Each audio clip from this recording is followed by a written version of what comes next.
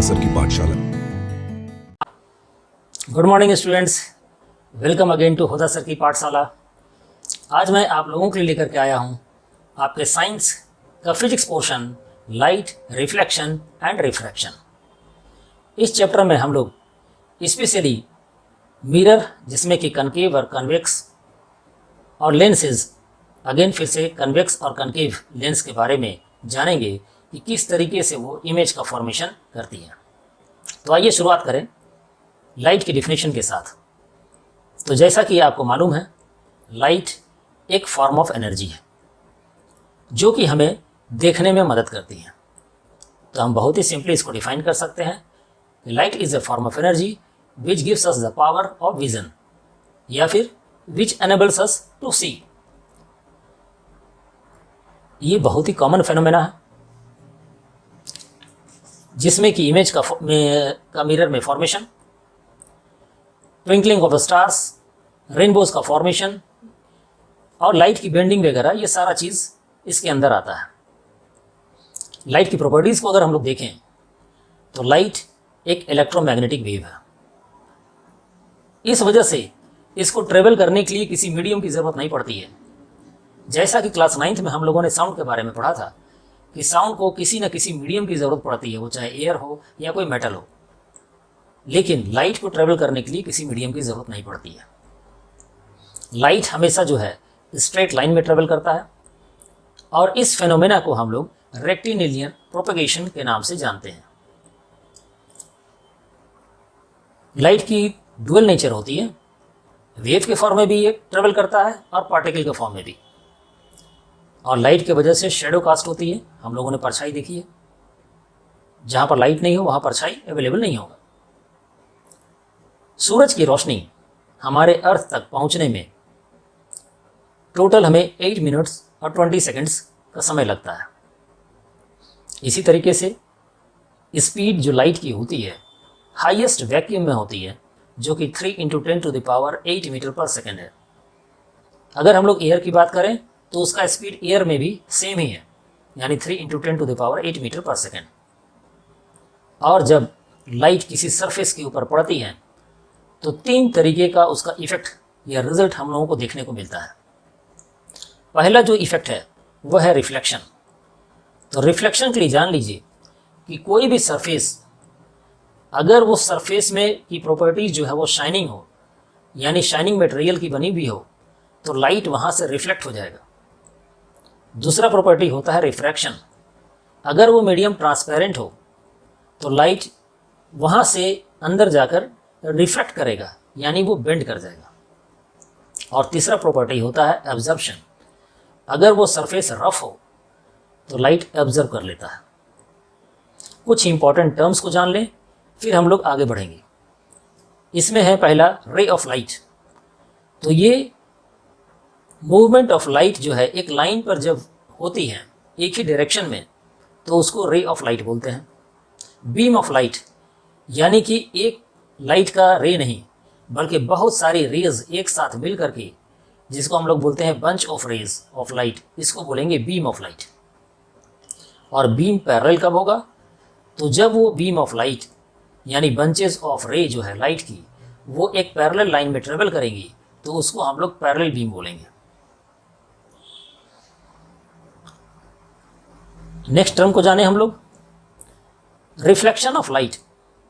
इसको हम डिफाइन करते हैं bouncing back of light when it strikes on a polished surface is known as reflection of light. तो जैसा आपको बताया कि कोई भी सरफेस जो कि पॉलिश्ड हो, यानी कि वो शाइन कर रहा हो, तो वहाँ से लाइट के जाकर टकराने के बाद वापस आ जाना, इसी को हम लोग रिफ्लेक्शन ऑफ लाइट के नाम से जानते हैं। तो यहाँ पर जो लॉ बने हुए हैं, लॉ ऑफ रिफ्लेक्शन, वो 2 लॉ हैं। पहला लॉ है कि angle of incidence is equal to the angle of reflection. इसको समझिए। यहाँ पर ये आपका एक सरफेस है, इसको प्लेन मिरर मान करके चलिए, पॉलिश सरफेस है। रे ऑफ लाइट, जैसा कि हम लोग पढ़े कि एक सिंगल रे ऑफ लाइट को हम लोग कंसिडर करेंगे, तभी हम यहाँ पर उसकी प्रॉपर्टीज़ को समझ पाएंगे। तो एक रे ऑफ लाइट जो कि उस प्लेन मिरर के ऊपर आ रही है, यानी कि वो इनकमिंग रे है, आने वाली, इसको हम लोग इंसिडेंट रे बोलते हैं। और वो पॉलिश सरफेस से, यानी कि प्लेन मिरर यहाँ पर है, इससे टकरा करके वापस जो चली जा रही है, तो ये जाने वाली रे को हम लोग रिफ्लेक्टेड रे बोलते हैं। जो नीचे का सरफेस है, इसके परपेंडिकुलर बीच में एक जो लाइन होती है, इसको हम लोग नॉर्मल बोलते हैं। ठीक है, तो ये बोल रहा है कि इस नॉर्मल से ये जो एंगल बनेगा, एंगल ऑफ इंसिडेंट, ये जितना भी होगा रिफ्लेक्टेड रे का एंगल इस नॉर्मल से उतना ही बनेगा। मान करके चलिए कि 90 डिग्री के एंगल से एक रे जो है वो आता है प्लेन मिरर पर, तो जो रिफ्लेक्टेड रे होगी उसका भी एंगल इस नॉर्मल से 90 डिग्री ही बनेगा। अगर वो 60 डिग्री पर आएगा तो 60 डिग्री ही बनेगा।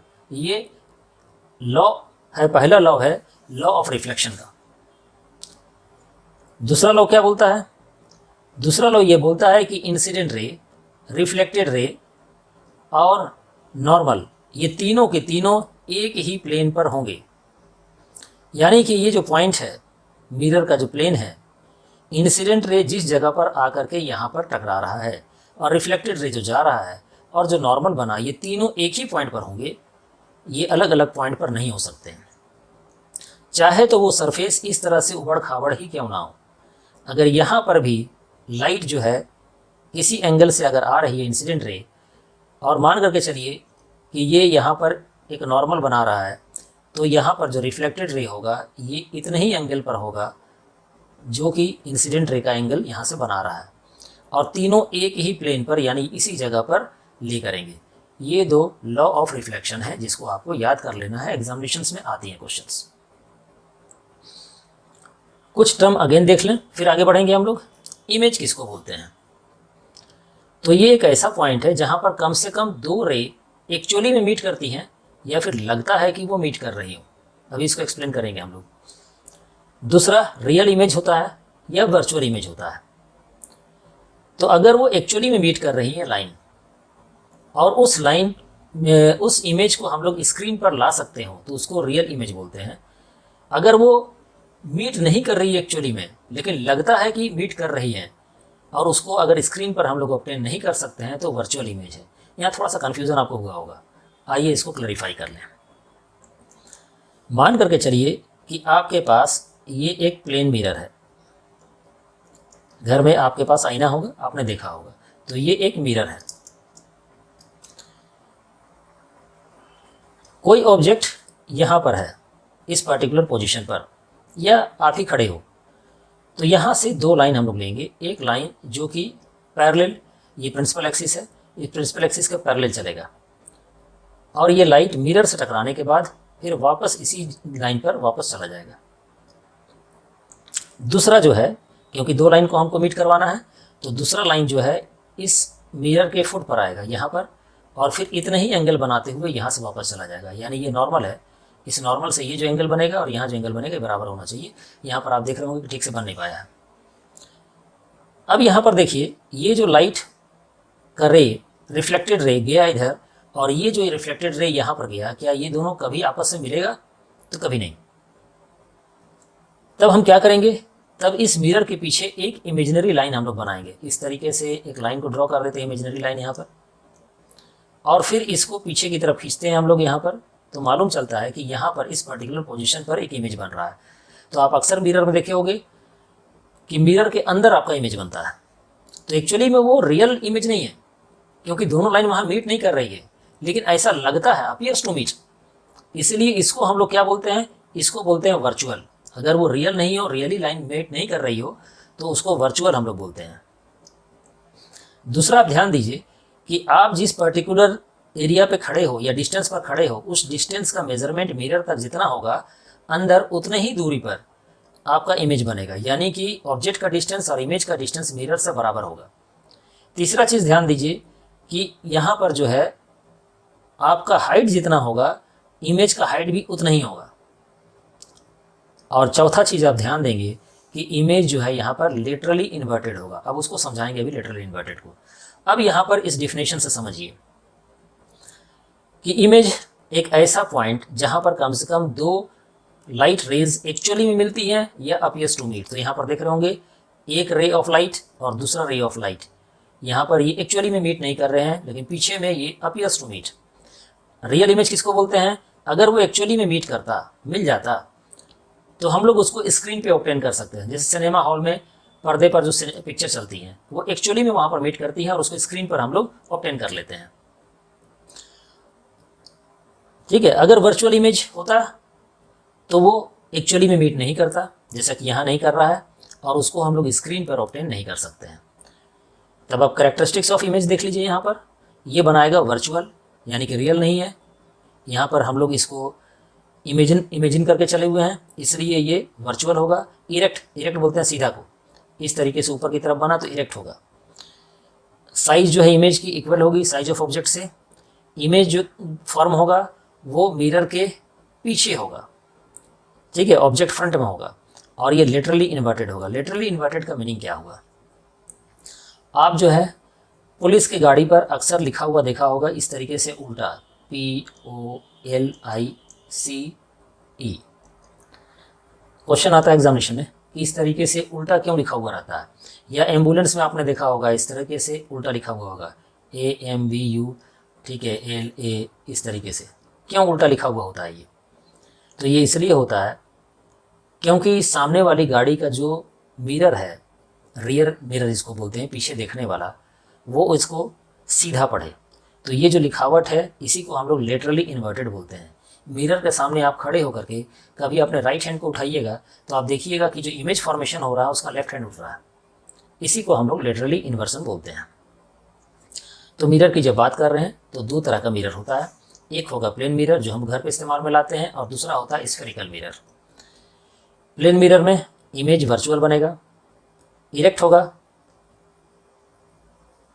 लेटरल होगा और सेम साइज का होगा। और स्फेरिकल मिरर बोलते हैं हम लोग अगर वो मिरर कर्व हो, यानी इस तरीके से या इस तरीके से मुड़ा हुआ हो। ये दो तरीके का होगा, कनकेव या कन्वर्जिंग मिरर, या फिर कन्वेक्स या डाइवर्जिंग मिरर। ठीक है, तो हम लोग इसके बारे में अभी आगे पढ़ेंगे। नेक्स्ट आइए स्फेरिकल मिरर के बारे में। मिरर्स जिसकी रिफ्लेक्टिंग सरफेस जो है कर्व होती है अंदर की तरफ या फिर बाहर की तरफ, इसको हम लोग स्फेरिकल मिरर बोलते हैं। एग्जाम्पल है कि अगर आपके घर में चम्मच हो तो आप उसको देख सकते हो। चम्मच को अगर एक तरफ से देखोगे तो वो इनवर्ड कर्व है, और पीछे की तरफ से देखोगे तो वो आउटवर्ड स्फेरिकली कर्व है। तो मिरर दो तरह का होगा, कन्वेक्स मिरर और कनकेव मिरर। तो इसके बारे में आप समझ लीजिए यहाँ पर कि एक्चुअली में ये एक स्फेरिकल मिरर होता है इस तरीके का, और इसका एक पोर्शन को कट कर दिया जाता है। यहाँ से मानकर चलिए कट कर दिया, यहाँ से कट कर दिया, और एक तरफ पॉलिश कर दिया। अगर ये पीछे की तरफ हम पॉलिश कर दिए तो हम बोल सकते हैं कि ये कर्व्ड इनवर्ड है, तो इसको हम लोग कनकेव मिरर बोलेंगे। देखिए यहाँ पर, ठीक है, ये कनकेव मिरर या कन्वर्जिंग मिरर कहलाएगा। अगर इसकी कटिंग हम लोग यहाँ पर कर दें ऐसे, और अंदर की तरफ ऐसे पॉलिश कर दें, तो ये कन्वेक्स मिरर हो जाएगा, जिसको हम लोग डाइवर्जिंग मिरर बोलते हैं। अब ये क्या चीज़ है, ये जो बच गया, माने इस पोर्शन को अब आप हटा दीजिए यहाँ से, ठीक है। तो ये जो बच गया पोर्शन यहाँ से लेकर के यहाँ तक, ये पॉलिश सरफेस है आपका, इसके बीच का एक लाइन होता है जिसको हम लोग प्रिंसिपल एक्सिस बोलते हैं।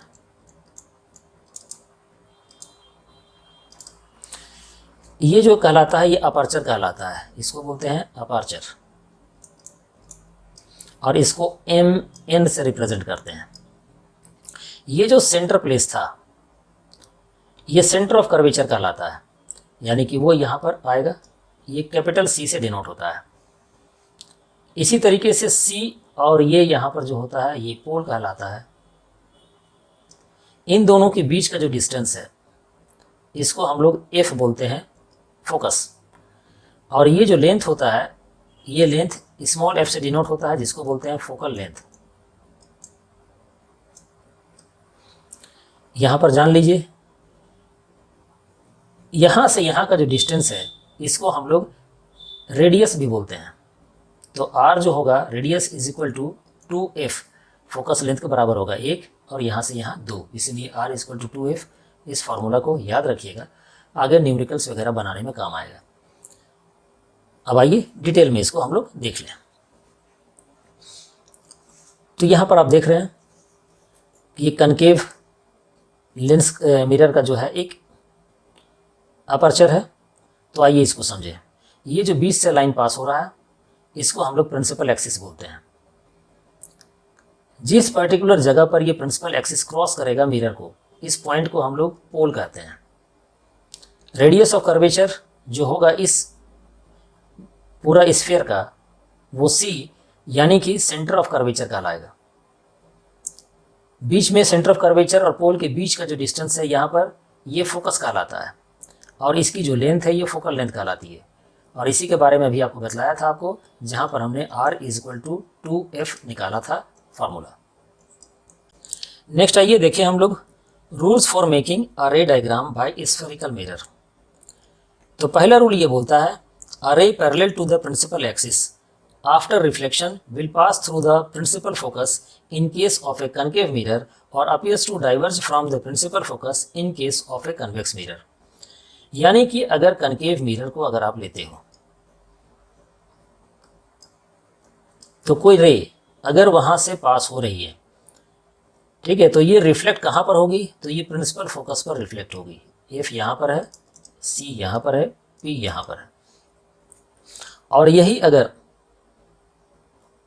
कन्वेक्स लेंस हो और सेम जगह से यहाँ पर एक ऑब्जेक्ट है जो कि रे पास कर रहा है, तो ये C है, ये F है, तो एक्चुअली में ये पास नहीं करेगा। लेकिन अगर हम पीछे की तरफ यहाँ पर ड्रॉ करें F और C, तो ये आपको ऐसा अपीयर होगा, ऐसा लगेगा कि यहाँ से ये F से निकल रहा है। तो ये पहला केस है, पहला रूल है। सेकेंड रूल में ये a ray passing through the principal focus of a spherical mirror after reflection will emerge parallel to the principal axis। यानी इसका जस्ट अपोजिट, अगर यहाँ पर कोई लाइट प्रिंसिपल फोकस की तरफ ऐसे आ रहा है, तो ये कनकेव मिरर से टकराने के बाद पैरेलल वापस चला जाएगा। यहाँ पर क्या था, पहले केस में देखा था कि पैरेलल कोई लाइट आ रही है तो ये प्रिंसिपल फोकस की तरफ जा रही है। यहाँ पर हम लोग क्या देख रहे हैं कि प्रिंसिपल फोकस की तरफ अगर कोई लाइट आ रही है तो ये पैरेलल चला जा रहा है। सेकंड केस में देखिए, यहाँ पर कन्वेक्स वाले केस में कोई लाइट अगर फोकस की तरफ आ रही है तो वो यहाँ पर पैरेलल, अगेन पैरेलल जो है वो चला जाएगा। थर्ड केस में आइए, a ray passing through the center of curvature of a spherical mirror after reflection is reflected back along the same path। अगर कोई रे सेंटर ऑफ कर्वेचर से अगर गुजरता है तो वो उसी रास्ते पर वापस चला जाएगा। तो कन्वेक्स केस में क्या होगा, कन्वेक्स केस में ऐसा लगेगा अगर सेंटर ऑफ कर्वेचर की तरफ आ रहा है तो वो उसी रास्ते से वापस जाता हुआ लगेगा, क्योंकि ये तो यहाँ पर मिरर है, ठीक है, इसलिए यह लाइट आगे बढ़ नहीं सकती है। लेकिन ऐसा लगेगा कि इसके पीछे जो सेंटर ऑफ कर्वेचर यहाँ पर बन रहा है ये इसी से टकरा कर वापस जा रहा है। फोर्थ केस आइए, कोई इंसिडेंट रे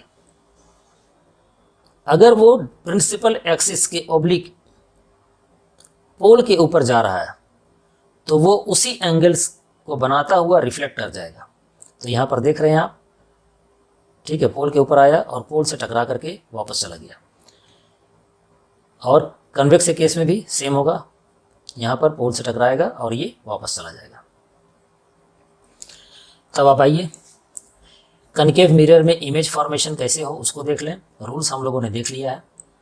तो पहला केस है आपको, जब ऑब्जेक्ट इन्फिनिटी पर हो तब क्या होगा, ऑब्जेक्ट इन्फिनिटी पर हो तो यहाँ पर आप कनकेव के केस में देखिए कि रे ऑफ लाइट आने के बाद, जैसा कि हम लोगों ने रूल्स में पढ़ा था, ये फोकस की तरफ जा रहा है और दूसरी लाइट भी यहाँ से आ रही है, फोकस की तरफ जा रहा है। तो फोकस के बीच में एक क्रॉस जो हो रहा है तो यहाँ पर इमेज का फॉर्मेशन हो रहा है। तो इस इमेज का प्रॉपर्टीज़ को हम लोग देख लें। तो इमेज का पोजीशन क्या है, F है। नेचर क्या है इमेज का, तो ये रियल इमेज फॉर्म कर रहा है और इन्वर्टेड है। तीसरा साइज़ क्या है, तो ये पॉइंट साइज़ है या इसको हाईली डिमिनिश्ड बोलेंगे हम लोग। सेकंड केस ले लें हम लोग कि ऑब्जेक्ट को सी के पीछे रखेंगे, तब क्या होगा। तो इस पोजीशन पर आप यहाँ ध्यान दीजिए कि ये फोकस की तरफ आएगा जो पैरेलल है, और दूसरा वाला जो यहाँ सेंटर ऑफ कर्वेचर से जा रहा है वो सेम पाथ को फॉलो करते हुए वापस चला जाएगा, जैसा कि हम लोगों ने रूल्स में पढ़ा था अभी। तो इसकी प्रॉपर्टीज़ को देखिए, प्रॉपर्टीज़ आता है एग्जामिनेशन में, पूछा जाता है इसके बारे में। Image formation between F and C, तो इमेज कहाँ बन रहा है, देखिए ये सी और एफ के बीच में बन रहा है। नेचर ऑफ इमेज रियल होगा, इन्वर्टेड होगा। साइज इसकी, तो ऑब्जेक्ट का साइज देखिए ये बहुत बड़ा है और ये इमेज का साइज छोटा है, इसलिए डिमिनिस्ड है। थर्ड केस देखिए, जब ऑब्जेक्ट जो है सी पर हो, तो सी पर ऑब्जेक्ट होने पर क्या होगा, एक रे पैरेलल जो आएगा वो फोकस की तरफ गया और नीचे से जो रे पैरेलल आया फोकस की तरफ चला गया। तब यहाँ पर क्या पोजीशन होगा, कहाँ पर इमेज का फॉर्मेशन हो रहा है, तो इमेज का फॉर्मेशन देखिए सी पर हो रहा है। इमेज बन रहा है रियल और इन्वर्टेड है, और इमेज का साइज सेम है। तो ऑब्जेक्ट का साइज यहाँ पर देखिए और इमेज का साइज देखिए, यानी साइज भी सेम है, प्लेस भी सेम है, केवल इन्वर्टेड है ये। नेक्स्ट आइए, जब ऑब्जेक्ट को हम लोग एफ और सी के बीच में प्लेस करेंगे तब क्या होगा, तो इमेज की पोजीशन यहाँ पर देखिए, पैरेलल रे आया यहाँ से फोकस की तरफ से चला गया, और दूसरा जो है यहाँ पर सेंटर ऑफ कर्वेचर की तरफ आएगा और फिर वापस चला जाएगा उसी रास्ते पर। तो दोनों मीट कहाँ पर कर रहा है, नीचे की तरफ कर रहा है, यानी सी के पीछे। तो इसकी प्रॉपर्टीज़ क्या होगी, तो इमेज पोजीशन बियॉन्ड सी, सी के पीछे है, देखिए आप यहाँ पर इमेज बन रहा है। नेचर रियल होगा, इन्वर्टेड होगा, और ये ऑब्जेक्ट के साइज से देखिए बहुत ज़्यादा बड़ा है, इसीलिए साइज इनलार्ज्ड होगा। नेक्स्ट आइए, when object is placed at F, object को जब हम लोग एफ पर रखेंगे, तो एफ पर यहाँ पर रख दिया, ये जो पैरेलल बीम ऑफ लाइट है ये एफ की तरफ रिफ्लेक्ट हो जाएगा, और इसी तरीके से यहाँ पर आप देख रहे हैं सेंटर ऑफ कर्वेचर से जो निकल रहा है ये वापस रिफ्लेक्ट होकर के उसी पोजीशन पर जाएगा। तब हम लोग क्या बोलेंगे, इमेज की पोजीशन इन्फिनिटी पर है, क्योंकि आप देखिए ये दोनों रे कहीं पर जाकर मिल रहा है, क्या मिलेगा, लेकिन वो इतनी ज़्यादा दूरी पर मिलेगी हमें पता नहीं कहाँ पर मिलना है, तो इसलिए इन्फिनिटी मान लिया है। नेचर ऑफ इमेज क्या होगा, रियल होगा, इन्वर्टेड होगा, और साइज हाईली इनलार्ज, क्योंकि इन्फिनिटी में जब साइज बनेगा तो कितना बड़ा होगा ये हमें पता नहीं। और लास्ट आइए, एफ वाली पोजीशन को देख लें, तो when object is between P and F, object जब पी और एफ के बीच में हो, तो ये लास्ट पोजीशन है। तो यहाँ पर आप देखेंगे कि ये पोल से आएगा और फिर उतना ही एंगल बनाते हुए चला जाएगा, और दूसरा सेंटर ऑफ कर्वेचर से वापस उसी पोजीशन पर आएगा। तो ये क्या कभी मीट करेगा, ये वाला और ये वाला लाइन, ये तो डिस्टेंस बढ़ाती जा रही है, तब यहाँ पर रियल इमेज नहीं बनेगा। तो ये पहला केस हम लोग देख रहे हैं कनकेव मिरर में, जहाँ पर रियल इमेज नहीं बनेगा। बाकी सब में हम लोगों ने देखा रियल इमेज बन रहा है, और जब रियल इमेज होगा तो ये इन्वर्टेड भी होगा। तब यहाँ पर पीछे की तरफ हम लोग इसको डिस्टेंस को आगे खींचेंगे, तब ये मालूम चलेगा हम लोगों को कि पीछे कहीं पर एक इमेजिनरी लाइन आपस में जो है वो टकरा रहा है। तो हम उस पोजीशन को ले लेंगे, तो यहाँ पर इमेज कैसा हुआ, इमेज जो है वो वर्चुअल इमेज बना, और वर्चुअल इमेज जो है वो इन्वर्टेड नहीं होता है, वो इरेक्ट होता है, क्योंकि ये सामने की तरफ ही बन रहा है। बाकी सब देखिए आप नीचे की तरफ बना है, ठीक है। तो यहाँ पर पोजीशन देख लें हम लोग, image position behind the mirror, सारे के सारे फ्रंट ऑफ मिरर इमेज की पोजीशन थी, लेकिन ये इमेज की पोजीशन इसकी बिहाइंड द मिरर है। नेचर इमेज का वर्चुअल और इरेक्ट होगा, और साइज जो है वो इनलार्ज, यानी कि बड़ा साइज बना रहा है। यहाँ ऑब्जेक्ट देखिए छोटा है और इमेज यहाँ पर बड़ा है। कनकेव मिरर में लास्ट देख लें हम लोग, यूज़ ऑफ कनकेव मिरर। तो कनकेव मिरर्स का कॉमन इस्तेमाल टॉर्चेज में, सर्च लाइट में और गाड़ियों की हेडलाइट में की जाती है, जिससे कि पावरफुल बीम ऑफ लाइट उसको मिल सके। हम लोग शेविंग करने के लिए भी इस मिरर का इस्तेमाल करते हैं, ताकि हमारा चेहरा बड़ा दिखलाई पड़े। डेंटिस्ट कनकेव मिरर का इस्तेमाल करते हैं ताकि पेशेंट के दांत और उसके अंदर जो भी चीज़ें हैं उनको बड़ा बड़ा देख सके वो। लार्ज कनकेव मिरर का इस्तेमाल सोलर फर्नेस में किया जाता है, जहाँ पर सनलाइट को कलेक्ट करके एक जगह कंसंट्रेट किया जाता है और उससे हीट जनरेट की जाती है। तो इस तरीके से कनकेव मिरर खत्म हो गया।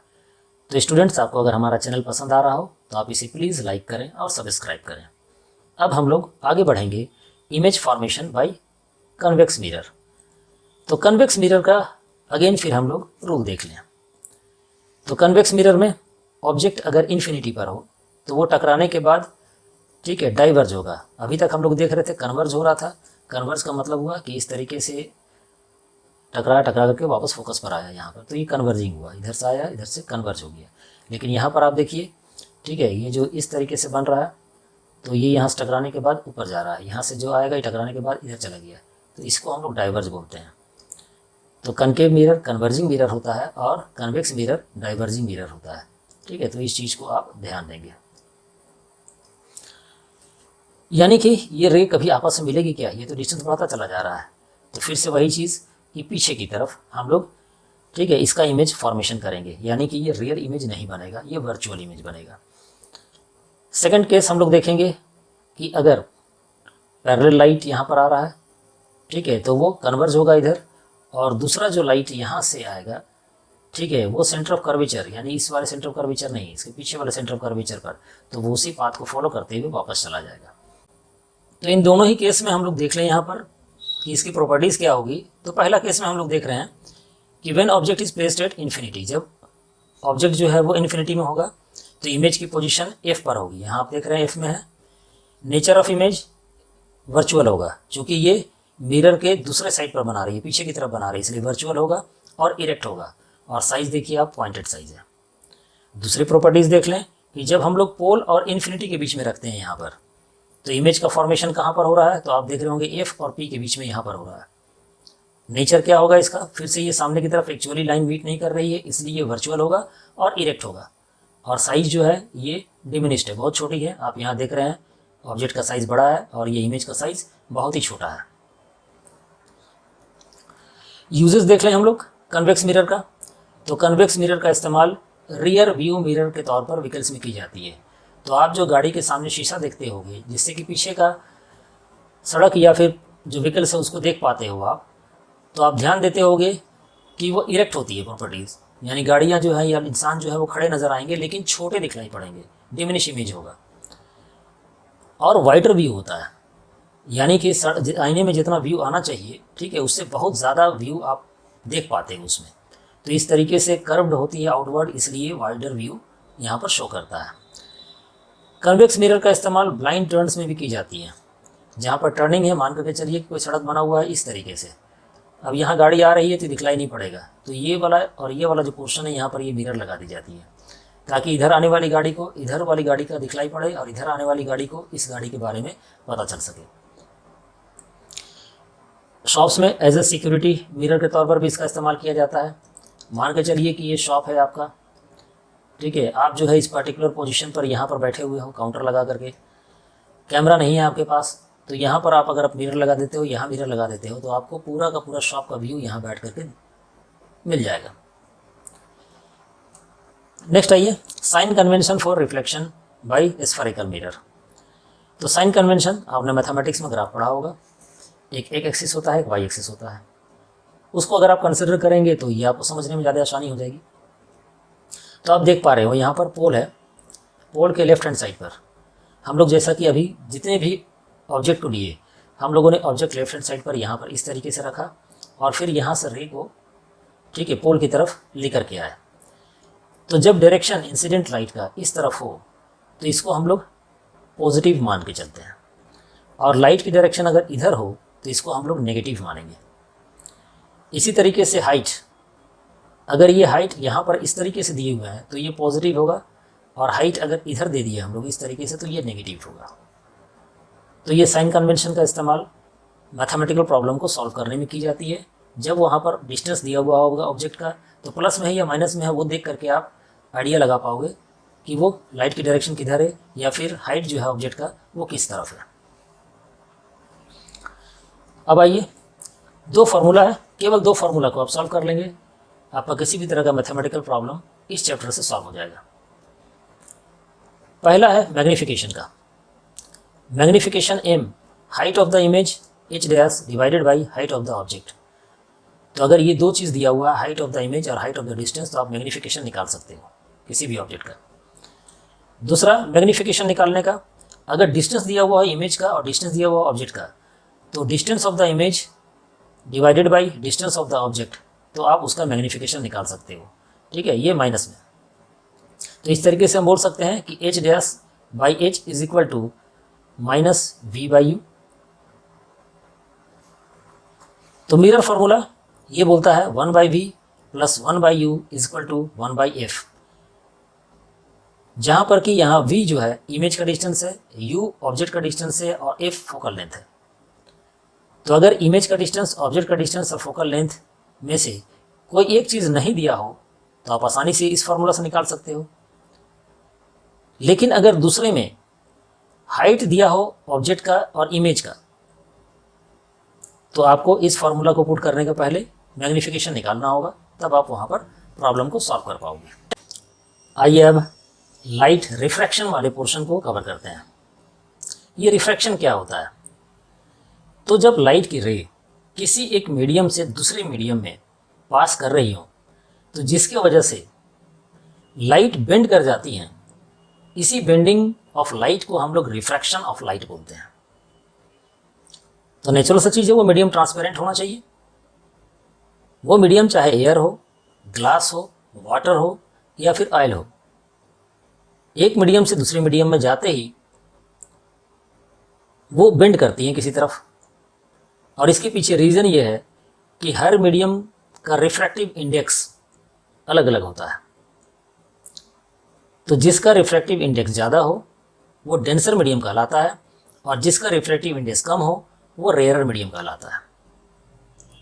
तो जिस तरीके से हम लोगों ने मिरर के 2 लॉ पढ़े थे, उसी तरीके से यहाँ पर लेंस के भी 2 लॉ हैं। यानी रिफ्लेक्शन का वो लॉ था मिरर को लेकर के, और ये जो है रिफ्रैक्शन के ऊपर लॉ है। तो फर्स्ट लॉ ये बोलता है कि इंसिडेंट रे, रिफ्रैक्टेड रे और नॉर्मल जब इंटरफेस करता है किसी 2 ट्रांसपेरेंट मीडियम में, तो वो सब के सब एक ही प्लेन पर लाई करेंगे।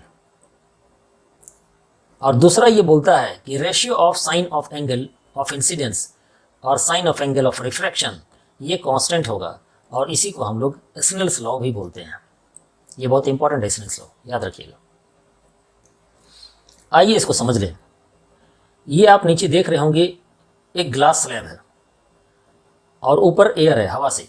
जब लाइट यहाँ पर, ये आपको इंसिडेंट रे है, ये आ रही है, एक नॉर्मल हम लोगों ने यहाँ बनाया हुआ है। तो जब ये रेयरर मीडियम से, एयर चूंकि रेयरर मीडियम होगा, रेयरर मीडियम से डेंसर मीडियम की तरफ, ग्लास स्लैब डेंसर होगा, जब ये लाइट इंटर करेगी तो ये टूवर्ड्स द नॉर्मल यानी कि नॉर्मल की तरफ बेंड कर जाएंगी। और इसी तरीके से जब इस डेंसर मीडियम से फिर से वापस एयर में यानी कि रेयरर मीडियम की तरफ ये लाइट निकलेगी, तब ये नॉर्मल से, देखिए यहाँ पर away from the normal, normal से दूर जो है वो बेंड करेगी। अब यहाँ पर फिर से ध्यान दीजिए कि ये जो इंसिडेंट रे है, रिफ्लेक्टेड रे है और नॉर्मल है, ये सब एक ही प्लेन पे लाई कर रहा है। ये रिफ्लेक्टेड रे इधर, इंसिडेंट रे इधर, और ये नॉर्मल। दूसरा, ये जो एंगल बना रहा है यानी sine of angle, sine I angle of incidence, और sine of angle of refraction यानी कि साइन आर, ये कांस्टेंट होगा। यानी कि इन दोनों के बीच का जो एंगल है, ये हमेशा जिस एंगल से आप इंसिडेंट रे को चेंज करेंगे, रिफ्लेक्टेड रे उसी एंगल के साथ चेंज करेगा। यानी इसको अगर आप 60 डिग्री पर लाए हों तो जितना ज़्यादा बेंडिंग होगा लाइट का 90 डिग्री के लाने पर, वो उसी प्रोपोर्शन में बेंड करेगा। इसीलिए इसको sine I by sine R is equal to constant यानी स्नेल्स लॉ के नाम से हम लोग जानते हैं। आइए अब हम लोग रिफ्रैक्टिव इंडेक्स देख लें। तो रिफ्रैक्टिव इंडेक्स एक्चुअली में जो 2 मीडिया है जिस पर से कि लाइट को गुजरना होता है, तो उन दोनों मीडियम में जो लाइट की स्पीड होती है उसको एक्सप्रेस करने का ये एक इंडेक्स होता है। जैसे कि यहाँ रिप्रेजेंट किया जा रहा है n21। इसका मतलब है speed of light in medium 1 with respect to speed of light in medium 2 यानी v1 बाई v2। इसको हम लोग यहाँ पर एक्सप्रेस करते हैं। जैसा कि आपको मालूम है कि लाइट की स्पीड जितना डेंसर मीडियम होगा उतना कम होता है, वैक्यूम में सबसे ज़्यादा है, ये हम लोग पढ़ चुके हैं। तो यहाँ पर देखिए आपकी एनसीईआरटी बुक में एक चार्ट दिया हुआ है रिफ्रैक्टिव इंडेक्स एयर का। आपको इसको याद रखना है, एयर को याद रखना है, आइस को याद रखिए, वाटर को याद रखिए, ठीक है। यहाँ पर आप जो है डायमंड को याद रखिए, ठीक है। एक अल्कोहल को भी याद रख लीजिए, अल्कोहल केरोसिन, इतना आपको याद रखना होगा। वैसे अगर किसी तरह का प्रॉब्लम्स न्यूमेरिकल्स में दिया रहता है तो वो मेंशन कर दिया जाता है, लेकिन फिर भी इतना याद रखिए आप। तो यहाँ पर जब रेयरर मीडियम से डेंसर की तरफ लाइट ट्रेवल करेगी तो डेंसर मीडियम में स्पीड लाइट की कम हो जाती है, और इसी तरीके से डेंसर से जब रेयरर की तरफ मूव करेगी तो स्पीड लाइट की बढ़ जाती है। और जो बेंडिंग होता है, रिफ्रैक्शन जो होता है, वो इसी की वजह से होता है। जितना ज़्यादा डेंसर यानी कि जितना ज़्यादा रिफ्रैक्टिव इंडेक्स, उतना ही ज़्यादा लाइट की बेंडिंग। तो एब्सोल्यूट रिफ्रैक्टिव इंडेक्स क्या होगा? तो रिफ्रैक्टिव इंडेक्स मीडियम 2 का with respect to vacuum, vacuum के रिस्पेक्ट में जो सेकंड मीडियम जो दिया हुआ है उसका रिफ्रैक्टिव इंडेक्स, इसी को हम लोग एब्सोल्यूट रिफ्रैक्टिव इंडेक्स के नाम से जानते हैं। कुछ टर्म्स को यहाँ देख लें लेंस के बारे में। लेंस एक ट्रांसपेरेंट मीडियम है जिसकी दो सरफेस होती हैं, या तो दोनों ही सरफेस स्फेरिकल होंगी या एक स्फेरिकल होगा और दूसरा प्लेन होगा। कनकेव लेंस किसको बोलेंगे? अगर स्फेरिकल लेंस जो है जहाँ पर दोनों तरफ बल्जिंग, बल्जिंग का मतलब फूला हुआ, ये आप देख पा रहे हैं, ठीक है। तो बल्जिंग अगर हो अंदर की तरफ, तो यहाँ पर बल्जिंग अंदर की तरफ आप देख रहे हैं, तो इसको हम लोग डाइवर्जिंग लेंस बोलते हैं और ये कनकेव लेंस कहलाएगा। और कन्वेक्स लेंस जहाँ पर दो स्फेरिकल सरफेस बल्ज हैं, आउटवर्ड बाहर की तरफ फूले हुए हैं, तो इसको हम लोग कन्वर्जिंग लेंस बोलते हैं। रूल्स देख लें। A ray of light from the object parallel to principal axis after refraction from a convex lens passes through the principal focus on the other side of the lens. In case of a convex lens, the ray appears to diverge from the principal focus located on the same side of the lens. तो जब कोई ray of light ये parallel जो है आती है principal axis की तरफ, तो ये कन्वर्ज कर जाएगी, ठीक है। आप यहाँ पर देख रहे हैं F में, तो चूंकि ये लेंस है, हम लोगों ने मिरर में देखा था कि वो रिफ्लेक्ट हो रहा था, यहाँ पर ये रिफ्रैक्ट हो रहा है, तो यहाँ पर आप देख पा रहे हैं कि ये कन्वेक्स लेंस के केस में कन्वर्ज हो गया। दूसरा, अगर कनकेव लेंस के केस में हम लोग यहाँ देखेंगे, तो कनकेव लेंस के केस में जब कोई लाइट पैरेलल आती है तो वो डाइवर्ज हो जाएगी, ऊपर की तरफ देखिए आप चले गए, डाइवर्ज हो गया, तो ये कन्वर्ज हो रहा है इसलिए कन्वर्जिंग लेंस कहलाएगा, और ये डाइवर्ज हो रहा है इसलिए डाइवर्जिंग लेंस कहलाएगा। सेकेंड रूल देख लें इसका, कि कोई भी रे जब प्रिंसिपल फोकस से पास हो रही हो तो रिफ्रैक्शन कन्वेक्स लेंस में जो होगा तो वहां पर वो पैरेलल चली जाएगी, यहां पर आप देख रहे हैं। और इसी तरीके से एक रे, ठीक है, जो कि प्रिंसिपल फोकस की तरफ आएगी कनकेव लेंस में, तो वो प्रिंसिपल एक्सिस की तरफ पैरेलल इस तरीके से चली जाएंगी। थर्ड केस ले लीजिए कि अगर ऑप्टिकल सेंटर से वो पास होगा तो क्या होगा? बिना किसी डेविएशन के, माने जरा सा भी यहाँ मूवमेंट नहीं होगा, जो स्ट्रेट लाइन में आ रहे हैं उसी लाइन में वो पास कर जाएगा, दोनों ही केस में। तो इमेज फॉर्मेशन देख लें कन्वेक्स लेंस के केस में। तो पहला है कि इन्फिनिटी में जब ऑब्जेक्ट होगी तब क्या होगा? तो सब का सब देखिए आप फोकस की तरफ डाइवर्ज हो गया, तो प्रॉपर्टीज़ क्या होंगी? इमेज जो है F2 पर बनेगा, यहाँ पर देखिए आप लेंस है इसलिए इस तरफ में F1 और यहाँ पर F2, और यहाँ देखिए 2F1 और ये 2F2, इस तरीके से इसको लिखते हैं हम लोग, ठीक है, ध्यान में रखिएगा। इमेज यहाँ पर हाईली डिमिनिश्ड या पॉइंट साइज बना रहा है, और ये इमेज लाइन एक्चुअली में रेज जो है एक्चुअली इमिट कर रही है, इसलिए रियल होगा, इन्वर्टेड होगा। सेकंड केस हम लोग देख लें कि जब ऑब्जेक्ट जो है F के पीछे हो तब क्या होगा? तो यहाँ पर जो O से ऑप्टिक सेंटर से यहाँ पर गुजर रहा हो तो स्ट्रेट निकल जाएगा आगे, और दूसरा जो यहाँ पर आया, ठीक है, वो फोकस की तरफ डाइवर्ज होगा, और दोनों मीट करेंगे यहाँ पर बिटवीन F एंड F2। तो इमेज का फॉर्मेशन यहाँ पर F2 और 2F2 के बीच में होगा। इमेज की साइज डिमिनिश्ड होगी और इमेज जो है रियल और इन्वर्टेड होगा। थर्ड केस हम लोग देख लें कि अगर ऑब्जेक्ट जो है 2F1 पर हो तब क्या होगा? तब यहाँ पर आप देखिए इमेज का फॉर्मेशन यहाँ पर हो रहा है 2F2 पर हो रहा है। इमेज की साइज़ जितनी बड़ी ये है उतनी बड़ी यहाँ पर भी है, इमेज रियल बनेगा, इन्वर्टेड बनेगा। और फोर्थ केस है जब ऑब्जेक्ट जो है F1 और 2f1 के बीच में हो तब क्या होगा, तब यहाँ पर देख रहे हैं कि बहुत ही लार्ज, ठीक है, इमेज का फॉर्मेशन हो रहा है और ये रियल और इन्वर्टेड है। फिफ्थ केस देख लें हम लोग कि जब ऑब्जेक्ट फोकस f1 पर होगा तब क्या होगा। तो आप देख रहे हैं यहाँ पर एक तो ऑप्टिक सेंटर से डायरेक्ट निकल गया और दूसरा f1 से। अब ये कहीं मीट कर रहा है क्या, कहीं मीट करता हुआ नज़र नहीं आ रहा है। तो हम बोल सकते हैं कि इमेज जो है वो इन्फिनिटी में फॉर्म करेगा और ये हाईली इनलार्ज्ड होगा, रियल होगा, इन्वर्टेड होगा। और लास्ट देख लें यहाँ पर, जब ऑब्जेक्ट जो है वो f1 और ऑप्टिक सेंटर O के बीच में हो तब क्या होगा। तब यहाँ पर आप देखेंगे कि दोनों लाइन कभी भी मीट नहीं करती हैं, यानी कि हमको एक यहाँ पर वर्चुअल लाइन बनाना होगा और वो पीछे की तरफ इमेज का फॉर्मेशन करेगा। तो इमेज जो फॉर्म होगी वो लेंस के सेम साइड में, माने जिस तरफ से लेंस से इधर ऑब्जेक्ट है तो उसी तरह इमेज का फॉर्मेशन हो रहा है। इमेज जो है वो बहुत ही इनलार्ज्ड है, ये वर्चुअल है और इरेक्ट है। कन्वेक्स लेंस के केस में देखें इमेज फॉर्मेशन, जब ऑब्जेक्ट जो है वो इन्फिनिटी पर हो तब क्या हो। यहाँ दो ही केस बनता है, ठीक है, ये गलती से डी लिखा गया है, ए होगा और बी होगा। जब ऑब्जेक्ट जो है इन्फिनिटी पर हो तब क्या होगा। तो यहाँ पर फोकस पर, यहाँ पर एक्चुअली में लगेगा जैसे कि फोकस पर आकर मीट कर रहा है, लेकिन ये मीट यहाँ नहीं कर रहा है क्योंकि ये डाइवर्जिंग लेंस है, इसलिए डाइवर्स कर दे रहा है यहाँ पर रेज को। तो इमेज जो है f1 पर बनता हुआ नज़र आएगा आपको, ठीक है, हाईली डिमिनिश्ड यानी पॉइंट साइज, ये वर्चुअल होगा और इरेक्ट होगा। सेकंड केस में हम लोग देख लें कि जब ऑब्जेक्ट जो है इन्फिनिटी और ऑप्टिक सेंटर के बीच में हो तब क्या होगा यहाँ पर।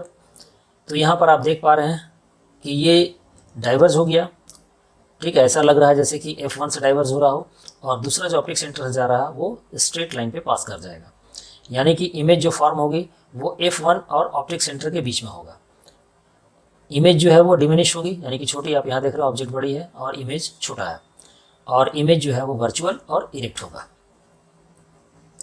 लेंस फार्मूला तो थोड़ा सा डिफरेंस है, आप मिरर फार्मूला में देखे होंगे 1/v + 1/u = 1/f था। लेंस के केस में आप इसको याद रखेंगे 1/v - 1/u = 1/f, और मैग्नीफिकेशन सेम है, height of the image divided by height of the object.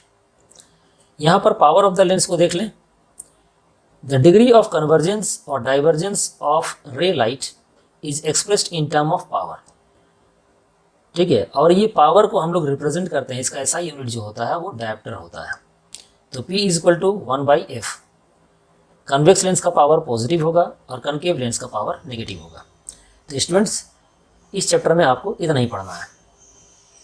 अगर चैनल पसंद आया हो तो आप इसे प्लीज़ लाइक करें, सब्सक्राइब करें। चैनल को देखने के लिए आप सबको थैंक यू वेरी मच।